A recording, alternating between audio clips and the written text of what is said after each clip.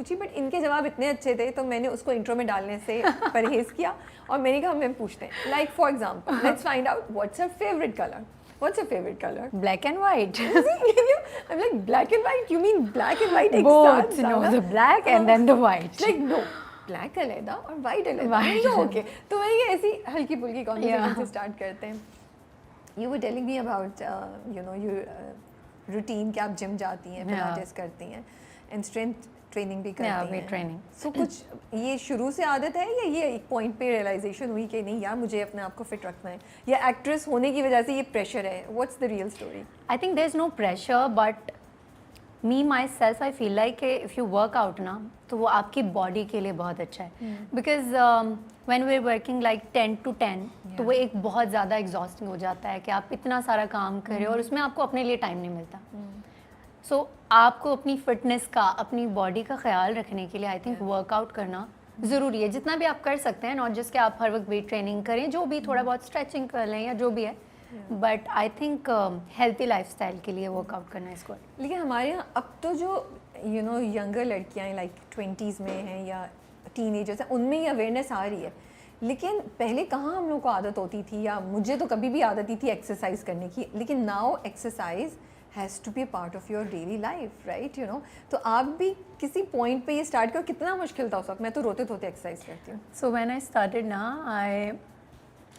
I was I think doing my second project, और तो मेरे स्टाइलिस्ट ने मुझे कहा कि तुम वेट पुट ऑन करी हो तो तुम थोड़ा सा जिम वगैरह स्टार्ट करो. इट्स लाइक कि नहीं, मैं तो बहुत, मुझे लगता था जिम उन लोगों को नहीं करना चाहिए जो बहुत स्लिम होते हैं. अच्छा, मेरा ये एक अलग साइड थी कि नहीं, जो लोग पतले हैं वो पतला होने के लिए जिम थोड़ी करेंगे, वो तो ऑलरेडी स्लिम है. नहीं, सो जिम बेसिकली आपके लिए लाइक आपकी बॉडी के लिए, आपके मसल्स के लिए, आपकी हेल्थ के लिए, उन सब चीज़ों के लिए ज़रूरी. तो उन्होंने मुझे कहा कि तुम जिम ज्वाइन कर लो और तुम्हारा वेट पुट ऑन हो रहा है. तो मैंने कहा मैं खाना कम कर लूँगी, लेकिन मुझे एज सच कोई वो नहीं हो रहा था कि मैं. उन्होंने कहा अच्छा चलो ठीक है. फिर मैंने जब शूट से और सारी चीज़ों से गैप लिया तो आई वाज लाइक कि चलो मैं जिम ट्राई करती हूँ, क्या होता है, क्या ही हो जाएगा. फर्स्ट डे चली गई तो फिर मैंने ट्रेनर रखा, उन्होंने थोड़ा सा वर्कआउट करवाया. नेक्स्ट डे मेरी बॉडी में पेन था बहुत ज़्यादा. मैंने कहा ये तो मैं नहीं करूँगी, तो मैं भाग गई. उसके बाद after a month then time के साथ आप सीखते हो.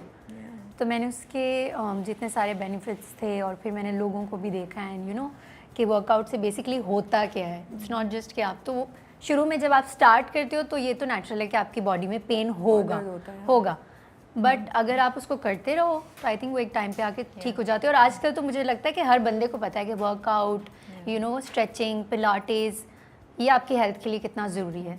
अच्छा, मैं तो इंस्टाग्राम पे वो वीडियोस आ रही होती है ना, बड़ी कूल सी, इतना वेट किसी ने किया है जिम, इंस्ट्रक्टर बोला 2 more, तो वो ना आप ख्वाब में देखते हैं कि यार एक दिन हम भी ऐसे ही कर रहे हो. इतनी ये ग्लैमरस किस्म की exercise and all that glamorous workout नहीं हो सकता. आई एम तो ऑल लाइक कि बस बाल बंधे हुए हों और बिकॉज इतना स्वेट कर रहे होते हैं आप, कहाँ से आप ये सारा ग्लैम लेकर आएंगे. बट और मुझे होता है कि बस मैं खामोशी में चुपचाप अपना वर्कआउट करूँ.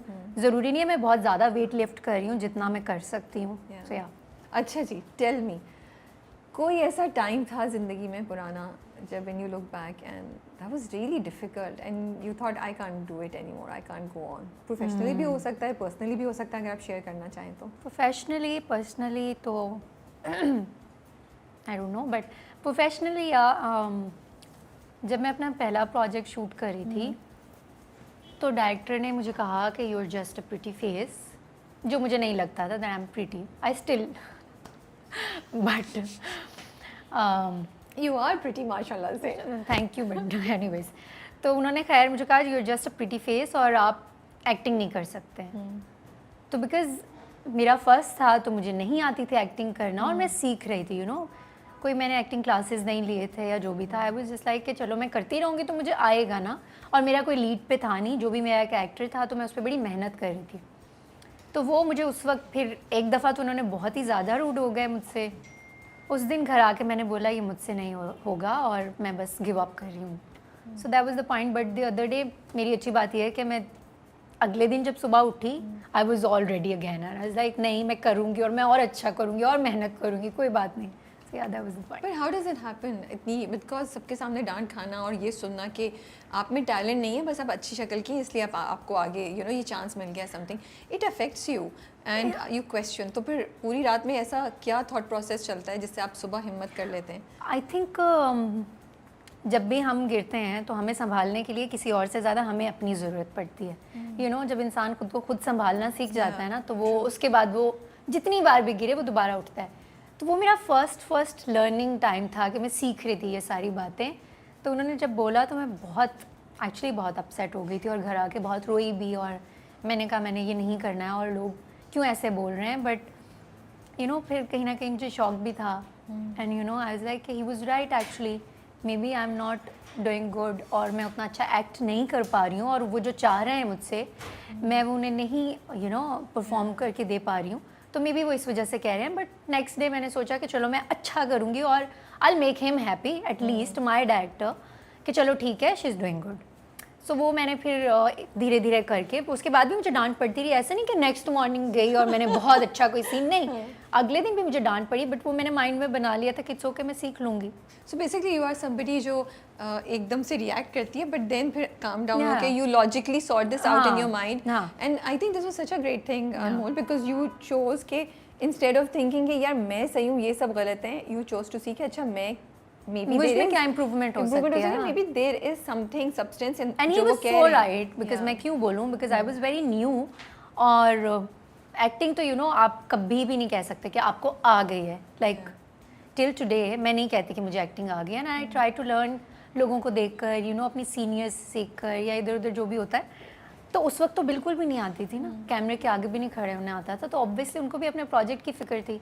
उन्होंने कहा, मैंने फिर उसकी पॉजिटिव साइड देखी कि चलो यार मैं सीखती हूँ, मैं और कोशिश करती हूँ. How do you prepare for your role? कैसे रोल को प्रिपेयर करने का प्रोसेस क्या होता है? स्क्रिप्ट आ गया आपके पास, हाँ. आपने खोल लिया, पढ़ लिया, अब आपको पता है ये लड़की है. हाँ. तो what's the first step that you do? मुझे लगता है बेसिकली फर्स्ट जो होता है ना, पहले तो राइटर ने जो लिख दिया होता है ना, वो ही एक कैरेक्टर बना हुआ होता है. बेसिकली राइटर अपने हिसाब से कैरेक्टर देखता है, डायरेक्टर अपने हिसाब से देखता है, एंड देन एक्टर वो अपने हिसाब से देखता है.